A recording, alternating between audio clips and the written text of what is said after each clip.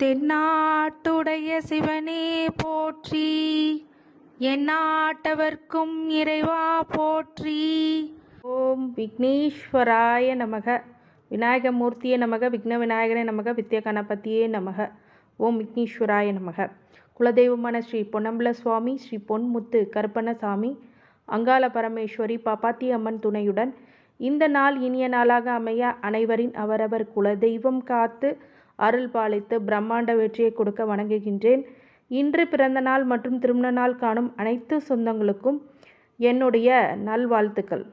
பொதுவாகவே இந்த காலகட்டங்களில் ஆங்கில புத்தாண்டு அப்படிங்கிறது பார்த்திங்கன்னா, தமிழ் புத்தாண்டு ஒரு வருட காலங்களை கணிக்கிறது தான் முறை அப்படிங்கிறது ஒன்று இருக்குது.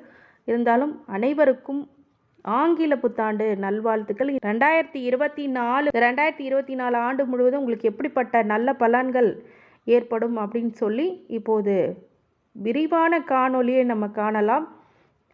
இதில் சப்ஸ்கிரைப் பண்ணுங்கள், பெல் ஐக்கானை ப்ரெஸ் பண்ணுங்கள், நோட்டிஃபிகேஷனை ஆன் பண்ணுங்கள். உங்களுடைய அதிகமான வீடியோஸ் இனிமேட்டு கரெக்டான டைமுக்கு உங்களுக்கு வந்துடும்.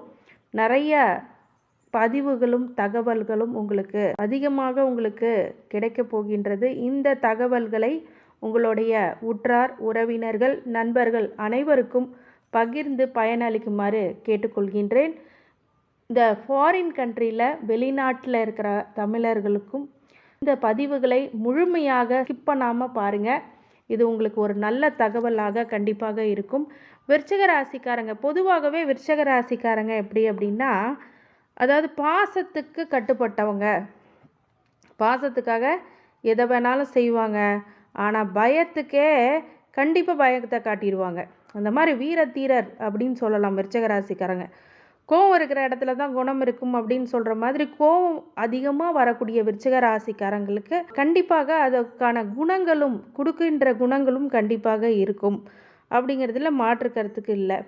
இவங்கக்கிட்ட என்ன பிரச்சனை அப்படின்னா, நிறைய விஷயம் அவங்களுக்கு நல்ல வைப் இருக்கும், ஷார்ப்பு மைண்ட் இருக்கும். எப்பயோ நடந்த விஷயத்தை இப்போ நல்லா ரீபேக் பண்ணுவாங்க, ரீகால் பண்ணுவாங்க. அந்த அளவுக்கு மெமரி பவர் ஜாஸ்தி. சீக்ரெட்டாக வச்சுருப்பாங்க ஒரு விஷயத்த.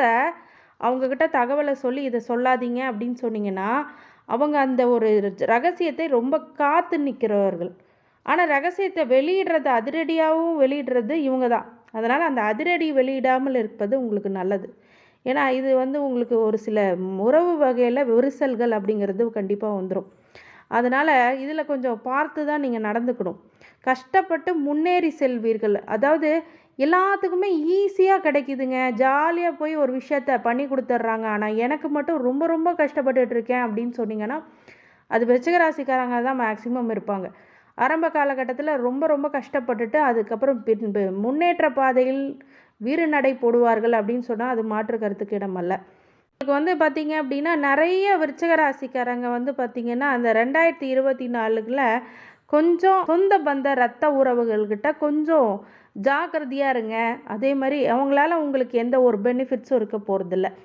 சில டைமில் உங்களுக்கு இந்த இரத்த கொதிப்பு அப்படிங்கிற போன்ற விஷயங்கள்லாம் நடக்கும். அப்படிங்கிறதுனால உங்களை அடிக்கடி செக்கப் பண்ணிக்கோங்க. அதே மாதிரி இப்போ ராகு தன்னுடைய 5ஆம் சாரத்தில் இருக்கிறது அப்படிங்கிறது, பொதுவாகவே குரு 6ஆம் வீட்டிலேருந்து 7ஆம் வீட்டுக்கு வருவது மிகப்பெரிய நல்ல பலன்கள். கலத்திர பாவத்தில் இது வரைக்கும் திருமணமே ஆகாதவங்களுக்கு இப்போ திருமணம் ஆகிடும், கண்டிப்பாக ஆகும்.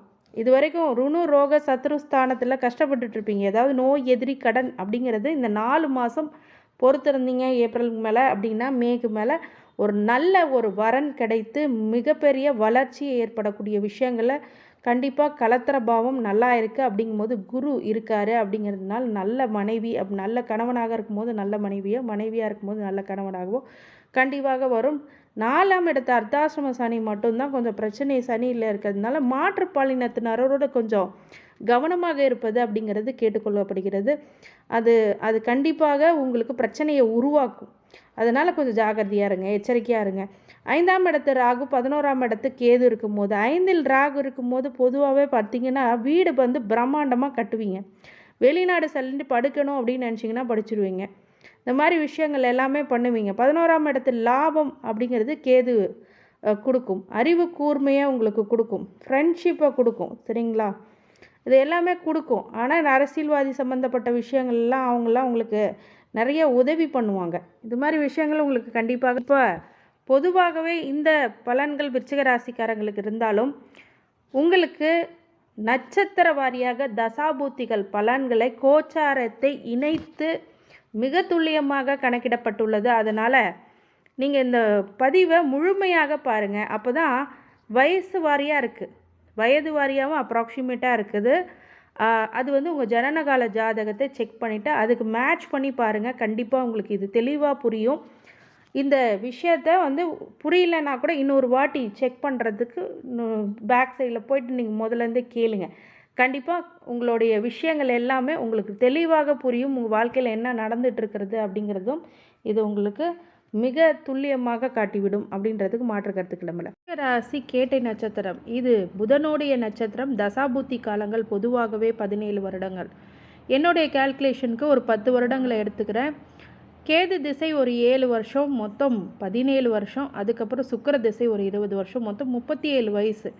37 வருடங்கள் உங்களுடைய வாழ்க்கைக்கு என்னென்ன பலன்கள் நடக்கும் அப்படிங்கிறது முதல்ல பார்க்கலாம். பொதுவாகவே பார்த்தீங்க அப்படின்னா விருச்சகத்தில் இப்போ புதன் திசை ஒரு 10 வருஷமும், கேது திசை 7 வருஷமும், சுக்கிர திசை 20 வருஷம் காலங்களில் ஒரு மத்தியம படிப்பு, அதாவது ஹையர் செகண்டரி படிக்கிற வரைக்குமே ஒரு சில தடுமாற்றங்கள் கண்டிப்பாக உண்டு. அந்த காலகட்டத்தில் நீங்கள் உங்களுடைய கடின உழைப்பு 200% கொடுத்தால் மட்டுமே உங்களுக்கு 100% வெற்றிகள் அப்படிங்கிறது சாத்தியமாகும். இந்த சாத்தியக்கூறுகளின் அடிப்படையில் 17 வயசுக்கு பிறகு தான் உங்களுக்கு யோக நிலை அப்படிங்கிறதே ஸ்டார்ட் ஆகும். அதுக்கப்புறம் தான் காலேஜ் லைஃப் அப்படிங்கிறதெல்லாம் உங்களுக்கு கொஞ்சம் நல்லதாக இருக்கும். ஆனால் படிக்கிறதுல கான்சென்ட்ரேட் போகாது. எக்ஸ்ட்ரா கரிக்குலம் ஆக்டிவிட்டீஸுன்ற சில விஷயங்கள், டான்ஸு, சிங்கிங்கு, இந்த மாதிரி சில விஷயங்கள், ஸ்பீச்சு, அதில் அவார்ட் வாங்கிறது, ஸ்போர்ட்ஸில் இதிலெல்லாம் கவனம் செலுத்தக்கூடிய காலகட்டமாக இந்த விருச்சிக ராசிக்காரங்க படிப்பை தவிர மற்ற எல்லா விஷயமும் பண்ணுவாங்க. அது காலேஜ் லைஃப்லேயும் நடக்கும். அதனால் கொஞ்சம் கவனமாகவும் எச்சரிக்கையாகவும் இந்த காலகட்டத்தில் உங்களை படிப்பு முழுமையாக படித்து முடிக்க வரைக்கும் அந்த சோம்பேறித்தனத்தையும் அடுத்த விஷயத்தில் கொஞ்சம் கான்சன்ட்ரேட் பண்ணாமல் அதிகமான பேலன்ஸ் பண்ணி போகக்கூடிய விஷயங்களாக நீங்கள் பார்த்துக்கோங்க. ஸ்டடீஸும் ஒரு பக்கம் போகணும், ஒரு பக்கம் எக்ஸ்ட்ரா கரிக்குலம் ஆக்டிவிட்டீஸும் போகிற மாதிரின இது விஷயம் இருந்தால் மட்டும் கடினமாக இருந்தாலும் அது வாழ்க்கைக்கு மிக நல்லதாக உங்களுக்கு படும். இந்த சுக்கிர திசை காலங்களுக்குள்ளே சில பேருக்கு லவ் மேரேஜு, லவ் பண்ணுற விஷயங்கள்லாம் நடக்கும். அதனால் மாற்றுப்பாலினத்தினரும் கொஞ்சம் கவனமாக இருப்பது நன்மையை கொடுக்கும். வீட்டுக்கு தெரியாமல் மனசுக்குள்ளே வச்சுக்கிட்டு பிரச்சனையை பண்ணிக்கிட்டே இருந்தீங்க அப்படின்னா அது ஒரு மிகப்பெரிய பிரச்சனையாகி உங்களுடைய படிப்பு போன்ற விஷயங்களை பாதிக்கக்கூடும். உங்களுடைய மாற்றுப்பாலினத்திட்ட மட்டும் இல்லாமல் அடுத்த விஷயங்களை நீங்கள் கான்சன்ட்ரேட் பண்ணாமல் உங்களுடைய விஷயத்தை ஒரு படிப்பில் கான்சன்ட்ரேட் பண்ணுங்கள். அது மிகப்பெரிய நற்பலன்களை உங்களுக்கு ஏற்படுத்தும். அதே மாதிரி லவ் மேரேஜ் ஆகக்கூடிய வாய்ப்புகளும், திடீர்னு அரேஞ்ச் மேரேஜ் ஆகக்கூடிய வாய்ப்புகளும், பிடித்த மாப்பிள்ளை வரக்கூடிய வரன் அமையக்கூடிய விஷயங்களும் கண்டிப்பாக இந்த காலகட்டத்தில் வரும். திடீர்னு ஒரு பொண்ணை பிடிக்கும், கல்யாணம் பண்ணிப்பீங்க, திருமணம் பண்ணுவீங்க. அரேஞ்ச் மேரேஜாக இருக்கலாம், அது லவ் மேரேஜாக இருக்கலாம். இந்த ரெண்டு விஷயம் மேக்ஸிமம் லவ் மேரேஜ் நடக்க வாய்ப்பு இருக்குது. அப்படி இல்லை அப்படின்னா இந்த மேரேஜ் நடந்தாலும் இப்படிப்பட்ட விஷயங்கள் இப்போ லவ் போன்ற விஷயங்களில் கொஞ்சம் ஜாகிரதையாக முடிவெடுப்பது அப்படிங்கிறது நல்லதை கொடுக்கும். ஏன்னா அர்த்தாஷ்டம சனியாகவும் 5ஆம் இடத்துல ராகுவும் 11ஆம் இடத்துக்கு கேதுவும் 6ஆம் இடத்துலேருந்து 7ஆவது இடத்துக்கு குரு சஞ்சாரம் செய்வதும் மிகப்பெரிய நல்ல மாற்றத்தில் ஒரு 4 மாதம் உங்களுக்கு கெடுபலன்கள் நடக்கக்கூடிய காலகட்டத்தினால மே வரைக்கும் உஷாராக இருங்க. ஏதாவது வேலைகளை விட்டு போகணும், உத்தியோகத்தை விட்டு போகணுன்னு நினைக்காதீங்க. ஒரு ஃபெவிகால் போட்டு ஒட்டிட்டு உட்காந்துருங்க. அந்த ஏப்ரல் மாதம் வரைக்கும் கம் போட்டு ஒட்டிடுங்க. அதுக்கப்புறம் மே மாதத்துக்கு அப்புறம் நல்ல ஒரு ப்ரொமோஷன் ஆக்டிவிட்டீஸ் இல்லை டிரான்ஸ்ஃபர்மேஷன்ஸ் அப்படிங்கிறதெல்லாம் நல்லாயிருக்கும். பொதுவாகவே இந்த காலகட்டத்தில் பார்த்தீங்க அப்படின்னா மிகப்பெரிய வளர்ச்சியும் பிரம்மாண்டத்தையும் வெளிநாடு தொடர்புகளையும் ஒரு சுகபோக வாழ்க்கையை அனுபவிக்கக்கூடிய விஷயங்கள் இருக்குண்டு. சில பேர் dance, curriculum activity, extra curriculum, cinema chances இதெல்லாம் ட்ரை பண்ணுவீங்க. ஆனாலும் இந்த அர்த்தாஷ்டம சனியில் கொஞ்சம் கடுமையாக இருந்தால் மட்டுமே வெற்றிகள் அப்படிங்கிறது கிடைக்கும். சூரிய திசை 37 வயசுலேருந்து 48 வயசு வரைக்கும். இந்த திசை 10ஆம் அதிபதி தொழில் ஸ்தானாதிபதி திசை. நல்ல வருமானத்தை ஈட்டக்கூடிய திசை. விவசாயிகளாக இருக்கும்போது நல்ல ஒரு வகுசூல் கிடைக்கக்கூடிய விஷயங்கள் அமையும். இது அவயோக திசையாக இருந்தாலும் சுபகாரியங்கள் அனைத்தும் உங்கள் வீட்டில் மகிழ்ச்சி பொங்க ஒரு விஷயம் நடக்கக்கூடிய காரண காரியங்களாக இந்த காலகட்டம் உங்களுக்கு அமையும். அனைத்து விஷயங்களுமே சூரிய திசையில் அரசாங்க வழியில் வருகின்ற ஒரு சில விஷயங்களை ரொம்ப சரியாக பயன்படுத்தி கொள்வது நல்லது. லோன் போன்ற விஷயங்களை வாங்கிறதுக்கு உதவியாக கிடைக்கும். கண்டிப்பாக அரசாங்க வழியில் உள்ள டேக்ஸ் ப்ராப்ளம், டாக்ஸேஷன் அதெல்லாம் ப்ராப்பராக பே பண்ணிங்கன்னா புத்திரம் சம்மந்தப்பட்ட தோஷங்கள் 5ஆம் இடத்து ராகு சரியாகும். புத்திர வழியில் உள்ள சோகங்கள் குறையும். புத்திர வழியில் உள்ள செலவுகள் கண்டிப்பாக குறையும். சூரிய திசையில் அர்த்தாசிரம சனி இருக்கும்போது அப்பாவுக்கும் பையனுக்குமே ஆகாது. இந்த மாதிரி டைம் இந்த காலகட்டத்தை சொல்லலாம். ஏன்னா அர்த்தாசிரம சனி சூரிய திசைக்கு ஆகாத ஒரு திசை. இந்த திசையில் ஒரு சில விஷயங்கள் மட்டும் கல்யாணம் பிராப்தம், செகண்ட் மேரேஜ், லேட் மேரேஜ் உள்ளவங்களாம் மேரேஜ் பண்ணி வைக்க வாய்ப்பு இருக்குது. அதுக்கப்புறம் ஒரு வாழ்க்கை அப்படிங்கிறது நிதர்சனமான ஒரு நல்ல வாழ்க்கை உங்களுக்கு கிடைக்கக்கூடிய வாய்ப்புகளாக இந்த காலகட்டம் அமைந்துவிடும். நிறைய வாய்ப்புகள் அப்படிங்கிறது உங்கள் வாயை தேடி கண்டிப்பாக வரும். இருந்தாலும் அது அவயோகத்தை கொடுக்கக்கூடிய திசையாக இருக்கும்போது கொஞ்சம் ஜாகிரதையாகவும் எச்சரிக்கையாகவும் கவனமாகவும் சும்மா அந்த பணத்தை வாரி கொடுக்கறது, கொடுக்கல் வாங்கல பிரச்சனை பண்ணிக்கிறதுன்னு பண்ணிக்காதீங்க. அது அடிதடி சண்டையில் தான் போய் முடியும். இந்த சூரிய திசை காலங்கள் அர்த்தாசிரம சனி நடக்கும்போது ரொம்ப கவனமாக இருக்கணும். மாற்றுப்பாலினத்தினாரோ கொடுக்கல் வாங்கல்லையோ, எதிரிகளுக்கு கடன்லையோ, நோய்வாய்ப்பட்ட விஷயங்கள்லையோ கொஞ்சம் கவனமாக இருப்பது நல்லது. பொதுவாகவே சூரியன் திசை அப்படிங்கும்போது தந்தை சார்ந்த வழியில் ஒரு சில சொத்து பிரச்சனைகள் வரக்கூடும். நல்ல மாற்றங்கள் சூரிய திசையில் இருக்கும் அப்படின்னா பாசிட்டிவாக சொல்லணும் அப்படின்னா நல்ல ஒரு கவர்மெண்ட்டுக்கு, அதாவது உங்களுடைய அரசாங்கத்துக்கு நல்ல வழியில் உங்களுக்கு பணங்கள் அப்படிங்கிறது கண்டிப்பாக உங்களுக்கு வரும். நல்ல ஒரு மாற்றங்கள் ஏற்படும். பூர்வீக சொத்து சார்ந்த விஷயங்களில் கொஞ்சம் ஏமாற்றம் இருக்கும் போது இந்த காலகட்டத்தில் அது கொஞ்சம் மாறும். சந்திர திசை 43 வயசுலேருந்து 51, இது ஒரு பாகிஸ்தானாதிபதி திசை இருந்தாலும் இந்த ராசிக்கு நீசம் போயிடும் சந்திரன். அப்படிங்கும்போது வம்பு வழக்கு கேஸு அப்படிங்கிறது கண்டிப்பாக இந்த காலகட்டத்தில் கொடுத்துரும். சொந்தக்காரங்க கிட்ட கொஞ்சம் கவனமாக இருங்க. உங்களுக்கு பேரம் பேத்திகள்லாம் வரக்கூடிய காலகட்டம் அப்படிங்கிறதுனால இது சந்தோஷம் கொடுக்கக்கூடிய ஒரு பக்கம் இருந்தாலும் ஒரு பக்கம் பிரச்சனையை தரக்கூடியதாகவும் கண்டிப்பாக இருக்கும். போலீஸ் ஸ்டேஷன் கேஸு, வம்பு வழக்கு, அடிதடி சண்டை இதுலேருந்துலாம் நீங்கள் கொஞ்சம் விலகி நிற்கணும். அந்த மாதிரி விஷயங்கள் ஆனால் வரக்கூடும். உடல்நிலையில் பாதிப்பு ஏற்படும். மனநிலையில் ஒரு சில சோர்வுகள் ஏற்படும். மன அழுத்தத்தை உருவாக்கக்கூடிய தசாபுத்தின்னு கூட சொல்லலாம்.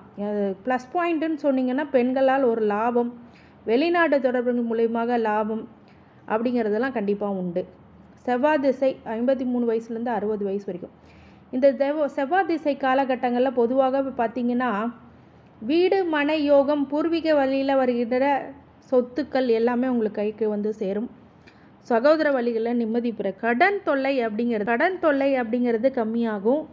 கடன் தொல்லைகள் இருந்தாலும் சொத்து அப்படிங்கிற பிரச்சனை இருக்கிறதுனால கண்டிப்பாக அதோடைய பிரச்சனைகள் சார்ட் அவுட் ஆகும். நிறைய விஷயங்கள் இந்த காலகட்டத்தில் நீங்கள் ஜெயிப்பீங்க. அதுதான் மிகப்பெரிய காரக பலனை உங்களுக்கு செவ்வாய் திசை கொடுத்துரும்.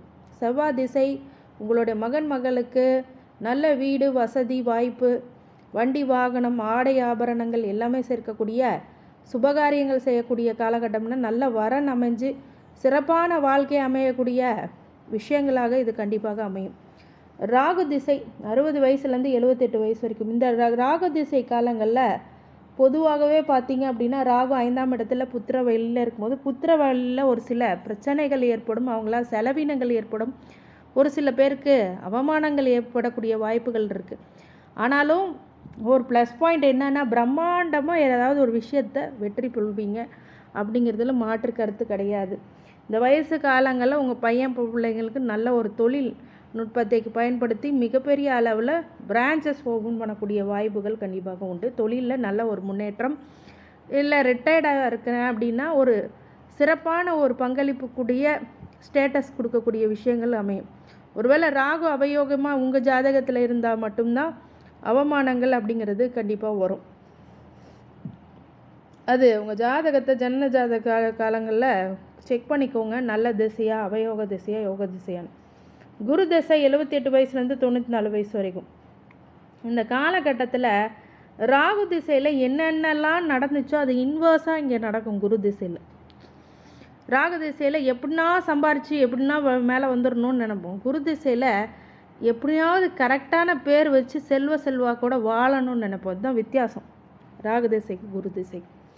குரு திசை உங்களுக்கு யோகத்தை கொடுக்க வேண்டும் என்றால் 6, 8, 12 மறையாமல் இருந்தால் மிகப்பெரிய யோகத்தை இந்த குரு திசையானது உங்களுக்கு கண்டிப்பாக கொடுக்கும்.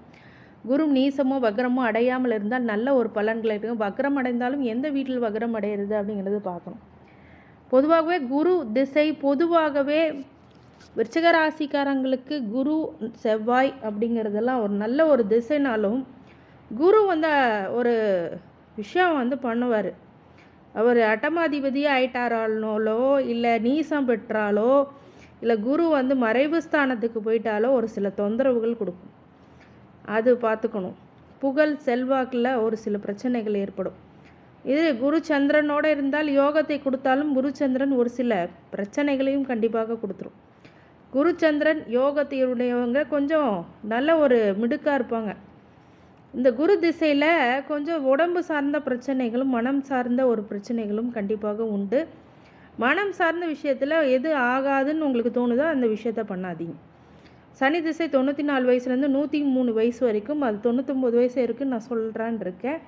சனி திசை பொதுவாகவே விருச்சிக ராசிக்காரங்களுக்கு ஒரு ஆகாத திசை. இந்த காலத்தில் நெகட்டிவாக சொல்கிற விரும்பலை அதிகமாக. ஒரே ஒரு விஷயம் சொல்கிறேன், உடல்நிலையை நல்லா பார்த்துக்கோங்க, அவ்வளோதான். அந்த விஷயத்தை கண்டிப்பாக உங்களுக்கு நன்மையை கொடுக்கும். தெய்வ வழிபாடு வெற்றியை கொடுக்கும். இந்த சனி திசையில் பொறுமையாகவும் நிதானமாகவும் செயல்பட்டால் உங்களுக்கு இருக்கின்ற வாழ்க்கையை நிம்மதி பிறக்கும். அதுதான் உண்மை. இந்த புத்தாண்டு முதல் உங்களுக்கு நல்ல வாய்ப்புகளும் வளர்ப்புகளும் வாய்ப்புகளும் வசதிகளும் கண்டிப்பாக எல்லாத்துக்கும் கிடைக்கணும்னு மனதார பிரார்த்திக்கின்றேன். இந்த விருச்சிக ராசிக்காரங்க கேட்டை நட்சத்திரம் வழிபாடு பரிகாரங்களாக இந்த பெருமாள் வழிபாடு பண்ணுறது ரொம்ப நல்லது. அதே மாதிரி முருகர் வழிபாடு பண்ணுறது ரொம்ப நல்லது. எல்லைப்புற தெய்வங்களான முனீஸ்வரன், கருப்பசாமி அந்த மாதிரி கோயில்களுக்கு சென்று வழிபட்டு வர்றது மிகப்பெரிய வெற்றியை கொடுக்கும். குலதெய்வ வழிபாடு இன்றியமையாதது. இந்த விருச்சிக ராசி கேட்டை நட்சத்திரக்காரங்களுக்கு அனைத்து ஐஸ்வர்யங்களும் சகல சௌபாக்கியங்களும் மன நிம்மதியும் ஆரோக்கியத்தையும் கொடுக்க வேண்டும் என்றே பெருமான் மகா ஈஸ்வரனை வேண்டி வணங்குகின்றேன். வாழ்க வளமுடன். திருச்சிற்றம்பலம்.